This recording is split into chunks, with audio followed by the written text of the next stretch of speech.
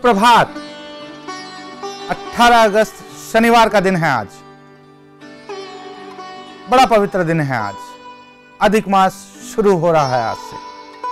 विक्रम संवत 2069, शक संवत 1934 विश्वासु नाम का संवत्सर है। भाद्रपद शुक्ल पक्ष की प्रतिपदा तिथि है आज। मघा नक्षत्र है। मघा भी मूलों का नक्षत्र है। आज भी जिन जातकों का जन्म होगा उन सब की मूल पूजाई होगी।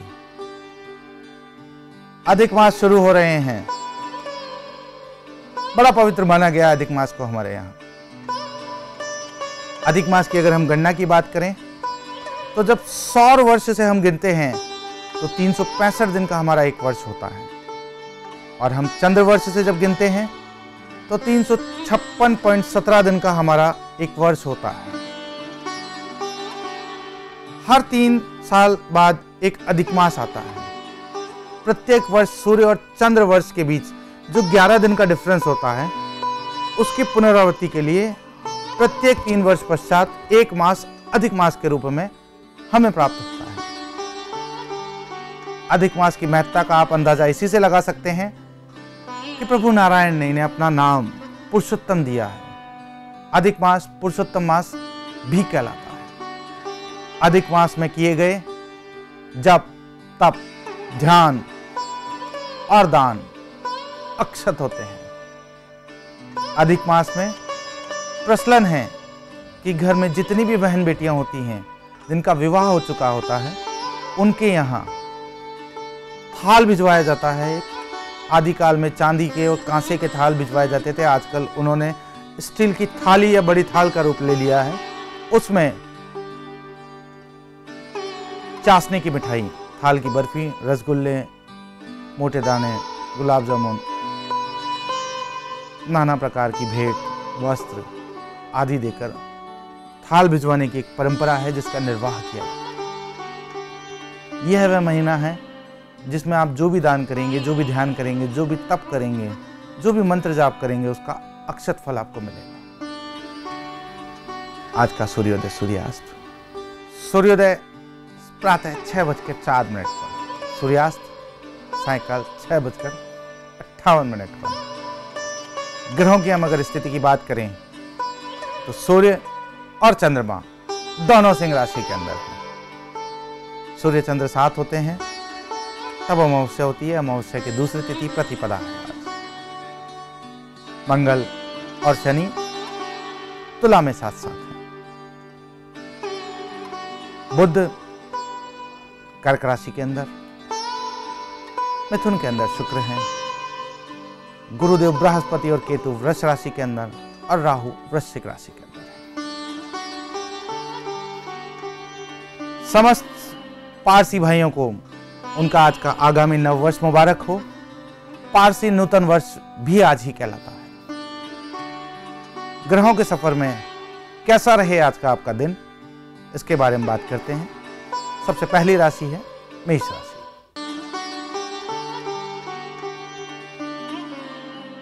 अच्छा दिन है आज आपके लिए। पाने का दिन है आज जीवन में। अगर व्यापारी हैं तो निश्चित तौर पर लाभ प्राप्त करेंगे।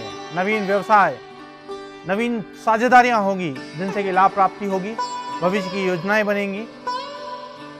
अगर आप सेवारत हैं तो अधीनस्थ और उच्च अधिकारियों से प्रशंसा प्राप्त होगी। घर परिवार में है तो परिवारजनों का स्नेह प्राप्त होगा। प्राप्ति का दिन है आज आपके लिए। सब तरफ अच्छा ही अच्छा प्रतीत हो रहा है। बात करते हैं वृष राशि।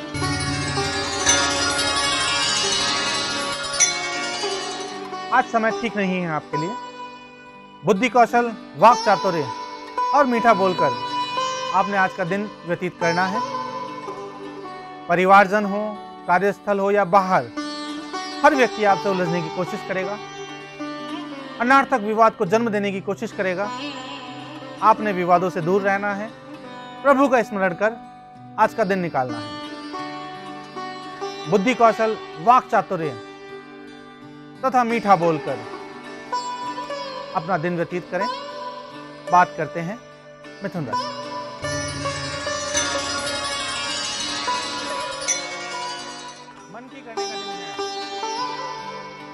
सुबह से ही आप प्रसन्नता के भाव में रहेंगे, अपने मन का करना चाहेंगे। जो आपका मन करे वो पहनिए, जो आपका मन करिए वो खाइए। मौज शौक, आमोद प्रमोद, मित्रों का सहयोग,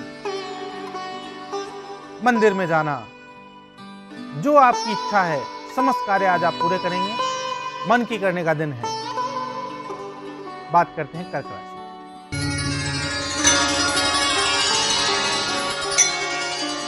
सावधानी भरा दिन है आज आपके लिए। किसी भी कार्य को सोच समझकर करने का दिन है। यूं कहूं, व्यक्तिगत साख बचाने का दिन है। परिवार, कार्यस्थल, दोनों जगह तनाव मिलेगा। आपने दोनों जगह वाक चातुर्य, बुद्धि और वाणी संयम के द्वारा अपना दिन व्यतीत करना है। कहीं न कहीं उत्तेजना में आकर किसी नवीन विवाद को जन्म नहीं देना है। बात करते हैं सिंह राशि।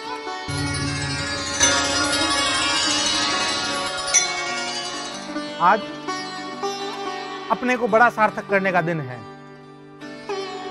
भाई बहनों के संदर्भ में प्रेरक बनकर कठोर निर्णयों द्वारा उनके लिए अच्छा सोचने और अच्छा करने का दिन है आज।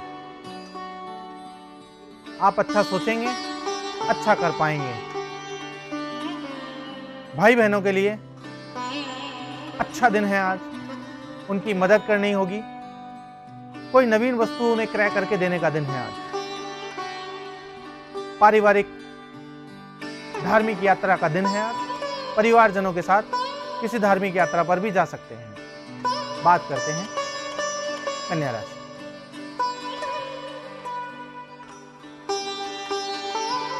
आज बड़ा उल्टा पुल्टा दिन है आपको। क्या हो रहा है, कैसे हो रहा है, आप कुछ समझ ही नहीं पाएंगे। उन बातों के लिए भी आपको सुनने को मिल सकता है जो शायद आपने करी नहीं है। कई बार ऐसा हो जाता है कि जो चीज हमने की नहीं उसके लिए भी प्रताड़ना मिलती है। शांति से व्यतीत करें आज का दिन, क्योंकि सुबह से ही आपको पता ही नहीं लगेगा कब कब क्या क्या कैसे कैसे हो गया है। प्रभु स्मरण का दिन है आज।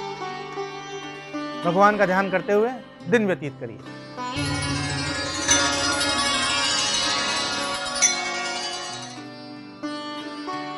करने वाला दिन है आज। सामाजिक, पारिवारिक और कार्यस्थल पर तीनों जगह आज आपको प्रशंसा प्राप्त होगी, प्रतिष्ठा प्राप्त होगी। आपका कहाँ लोग मानेंगे। अगर आप कोई टेक्निकल हैंड हैं, गणितज्ञ हैं, कंप्यूटर में एक्सपर्ट हैं, तो कहीं ना कहीं ना चाहते हुए भी आपको लोगों की सहायता करनी पड़ेगी और सहायता करने के उपरांत अच्छा आर्थिक लाभ भी प्राप्त हो सकता है। बात करते हैं वृश्चिक राशि।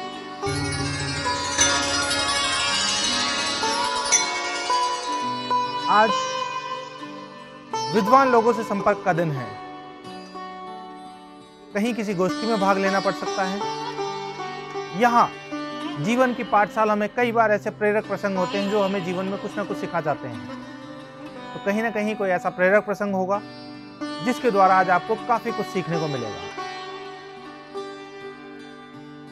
परिवार में आपकी सुनी जाएगी, आपकी बातों को महत्व दिया जाएगा।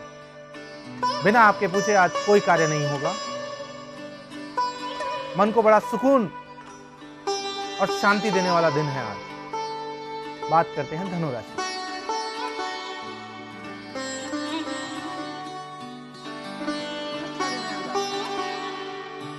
अगर कोई व्यापार आप साझेदारी में कर रहे हैं तो व्यापार से लाभ प्राप्ति की उम्मीद है। साझेदार के द्वारा कहीं ना कहीं कोई नवीन भविष्य की योजनाएं जो आप दोनों मिलकर करेंगे उसमें निवेश की उम्मीद है। सबसे बड़ी बात जो प्रसन्नदायक रहेगी घर में, अगर कोई विवाह योग्य पुत्र या पुत्री हैं तो निश्चित मानिए कि उनके विवाह संबंध के पक्ष में सकारात्मक परिणाम आपको प्राप्त होगा। आपने जैसा सोच रखा है वैसा ही आपके पुत्र या पुत्री को जीवन साथी प्राप्त होगा। बात करते हैं मकर राशि।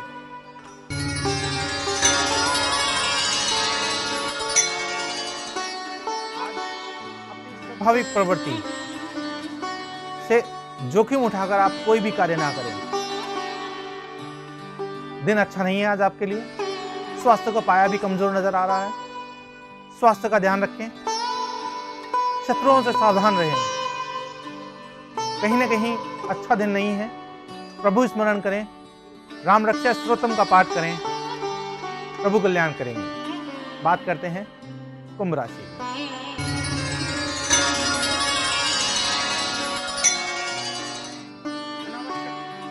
करने से तनाव रह सकता है। अचानक कोई ऐसा खर्चा आएगा पारिवारिक जिसे आपको करना पड़ेगा, उसके कारण थोड़ा तनाव स्वाभाविक है। कार्यस्थल पर भी तनाव का सामना आज आपको करना पड़ेगा। ऐच्छिक स्थानांतरण या जो आप नहीं चाहते हैं, आपको मन मारकर वही कार्य करना पड़ेगा। बात करते हैं मीन राशि।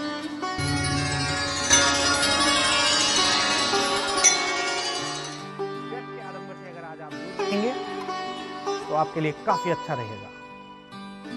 आत्मविश्वास के साथ कार्य करिए, किए गए कार्य का पूर्ण परिश्रम फल आपको प्राप्त होगा।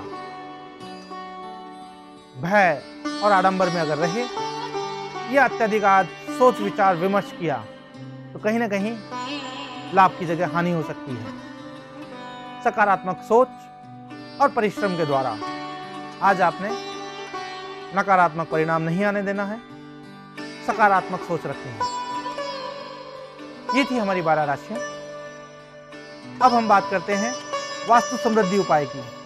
किस तरह एक छोटा सा वास्तु का समृद्धि उपाय अगर हम अपनाते हैं तो जीवन में धन, यश, वैभव, कीर्ति, सुख, समृद्धि, समस्त सुख हमें प्राप्त होते हैं। आज का वास्तु उपाय है, आज के वास्तु उपाय। पहले हमने बात करी कि विवाह योग्य कन्या जिसका विवाह नहीं हो पा रहा है उसे हमने नॉर्थ वेस्ट में रखा। अब कई घरों में प्राय ये देखा है कि संतान है, बड़ी हो गई है। पुत्र के बारे में हम बात कर रहे हैं। पुत्र योग्य है मगर उसे उसके योग्यता के अनुरूप कार्य नहीं मिल पा रहा है। विवाह संबंध आ रहे हैं मगर कोई या तो हमें नहीं जच रहा है या कोई सामने नहीं जच रहा है। कुल मिलाकर कहीं ना कहीं कोई ना कोई अवरोध तो है जो हमारे संतान को ऊंचाइयां आनी चाहिए उन ऊंचाइयों पे जाने से रोक रहा है। संतान की ग्रोथ रुक रही है। घर का जो पुत्र है या बड़ा बेटा कह लीजिए, ना उसे उसकी योग्यता के अनुसार नौकरी मिल पा रही है, ना उसकी योग्यता के अनुसार उसका व्यवसाय चल पा रहा है और ना ही उसका विवाह संबंध तय हो पा रहा है। क्या कारण हो सकते हैं? आप देखिए, कहीं आपने नॉर्थ ईस्ट में उनको रख के देखिए, विवाह योग्य पुत्र को या घर के बड़े बेटे को जिसको आपने जिम्मेदारियां डालनी है, उसे आप नॉर्थ ईस्ट में ईशान कोण में रख के देखिए, आपके समस्त कार्य पूरे हो जाएंगे। अच्छी नौकरी या व्यवसाय उनका चलने लग जाएगा और कहीं ना कहीं विवाह संबंधी बाधाएं भी दूर हो जाएगी। अगर आप उन्हें ईस्ट साउथ अग्निकोण में रखेंगे तो जो उनका उत्कर्ष है वो उत्कर्ष भी प्राप्त नहीं होगा, तनाव में वो रहने लग जाएंगे। अगर आप घर के बड़े बेटे को साउथ वेस्ट में रख देते हैं तो जिस तरीके से एक म्यान में 2 तलवारें हो जाती हैं, उसी तरीके से वो भी जिम्मेदारियां कुछ ज्यादा ले लेंगे या कुछ इस तरीके से होगा कि जो चीजें हो रही हैं वो पूरी तरीके से नहीं हो पाएगी। अगर आप घर के बड़े बेटे को नॉर्थ वेस्ट में रखते हैं तो हो सकता है कि उन्हें कोई टूरिंग जॉब लगे, वो अधिकतर घर में ना रहें या घर के मूल्य और सिद्धांतों के बारे में ना सोचें। अगर आप सेंटर पॉइंट पे रखेंगे तो कहीं ना कहीं मन मस्तिष्क में भटकाव की स्थिति आएगी। इसीलिए विवाह योग्य पुत्र या अगर संतान आपको लग रही है, आपकी बड़ी संतान जो है उसे उसकी आकांक्षाओं के अनुरूप उत्तरोत्तर प्रगति नहीं हो पा रही है, अच्छी जॉब नहीं मिल पा रही है, आप उन्हें नॉर्थ ईस्ट में, उत्तर पूर्व में, जी हाँ उत्तर पूर्व ईशान में रखिए। ईशान का प्रतिनिधित्व बुद्ध देवता करते हैं, ज्ञान बुद्धि के देवता हैं, और घर में बड़े बेटे के रहने का स्थान बताया गया है उत्तर पूर्व। उत्तर पूर्व में अगर आप विवाह योग्य लड़के को या उत्तरोत्तर प्रगति के लिए घर के बड़े लड़के को रखेंगे तो सुख समृद्धि और वैभव उन्हें प्राप्त होगा। ये था हमारा आज का वास्तु उपाय। बात करते हैं ज्योतिष जिज्ञासा। ज्योतिष जिज्ञासा, ज्योतिष जिज्ञासा के माध्यम से हम आपको ज्योतिष की उन गूढ़ रहस्यों के बारे में बड़े सरल ढंग से बता रहे हैं जो रहते तो आपके आसपास ही हैं, लेकिन प्राय आपको पता नहीं होता। आज भी हम 16 संस्कारों के बारे में बात करेंगे। आप जब भी जहां कहीं भी आप गए होंगे, आपने 16 संस्कार होते हैं, ये नाम सुना होगा। क्या है हमारे 16 संस्कार, ये जानते हैं आज हम ज्योतिष जिज्ञासा में। 16 संस्कार।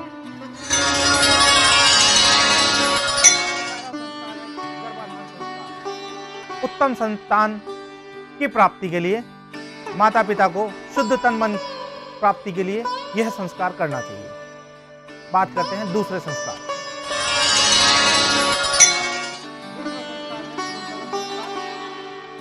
जातक के बालक जो गर्भ में है उसके पूर्ण विकास के लिए एक संस्कार किया जाता है।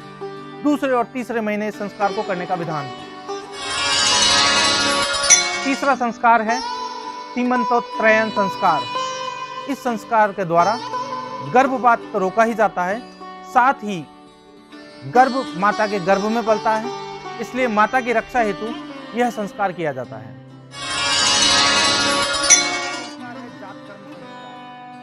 बालक की जब नाल विच्छेदन किया जाता है उससे पहले उसकी उत्तरोत्तर प्रगति के लिए जात कर्म संस्कार किया जाता है।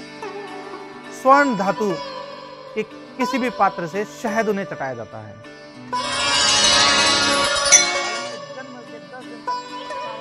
हमारे यहाँ रहता है। 11वें दिन शुद्धि के दिन नामकरण संस्कार किया जाता है। छठा संस्कार है निष्क्रमण संस्कार। निष्क्रमण का अर्थ होता है बाहर दिखाना। नवजात शिशु को सूर्य और चंद्रमा दिखाए जाते हैं ताकि उनका उत्तरोत्तर विकास हो सके। सातवां संस्कार है अन्नप्राशन संस्कार। जन्म के 6ठे महीने में खीर बालक को चटाई जाती है, जिसके द्वारा अन्नप्राशन संस्कार किया जाता है। चूड़ाकर्म या मुंडन संस्कार। बालक के पहले, तीसरे या 5वें वर्ष में जो उसके शरीर पर बाल होते हैं उनका मुंडन संस्कार किया जाता है ताकि वो उत्तरोत्तर प्रगति कर सके। मुंडन संस्कार को ही चूड़ाकर्म संस्कार कहते हैं। विद्या आरंभ संस्कार। बालक का जीव धरती पर आया है, समस्त कार्य उसके कर लिए गए हैं, अब उसे विद्या का अभ्यास कराया जाता है। जिस दिन उसे पढ़ाई लिखाई से अवगत कराया जाता है उसे विद्या आरंभ अवकाश, विद्या आरंभ संस्कार कहते हैं। संस्कार है कर्णवेद संस्कार। यज्ञोपवीत से पूर्व हमारे शास्त्रों में कर्णवेद संस्कार करने की परंपरा रही है। कर्णवेद कर दिया जाता है ताकि समस्त प्रकार की व्याधियों से मुक्त रहें। 11वां संस्कार है यज्ञोपवीत परम पवित्रम। भारतीय संस्कृति में यज्ञोपवीत को बड़ा पवित्र माना गया है। यह वह संस्कार है जिसके द्वारा पूजा कर्म और समस्त कर्म करने के लिए वे प्रेरित होते हैं। बात करते हैं 12वें संस्कार, वेदारंभ संस्कार। यज्ञ और वेद की क्रियाएं करने के लिए बालक को वेदारंभ संस्कार कराए जाते हैं। 13वां संस्कार है केशांत संस्कार। जब बालक गुरुकुल ब्रह्मचर्य की पढ़ाई पूरी करके अपने घर जाता है तब समस्त केशों का विन्यास किया जाता है, इसे केशांत संस्कार कहते हैं। जब बालक ब्रह्मचर्य से गृहस्थ जीवन की ओर प्रवेश करता है और गुरुकुल से विदाई लेता है तब उसे 8 घड़ों के जल से स्नान कराया जाता है। यही समावर्तन संस्कार है। 15वां संस्कार, स्त्री और पुरुष दोनों के लिए सबसे महत्वपूर्ण संस्कार है ये। जी हाँ, विवाह संस्कार है हमारा 15वां संस्कार। 8 प्रकार के विवाह हमारे यहाँ बताए गए हैं।